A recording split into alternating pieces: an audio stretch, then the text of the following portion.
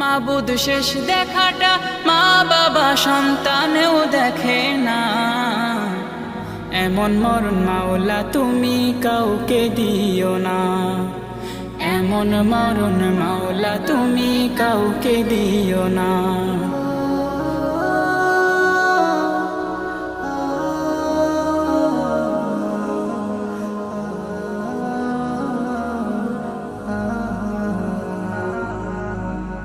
যে মরণ লাশ হলে কেউ চায় না গোসল দিতে, আসে না ছেলে বাবার কফিন কাঁধে নিতে।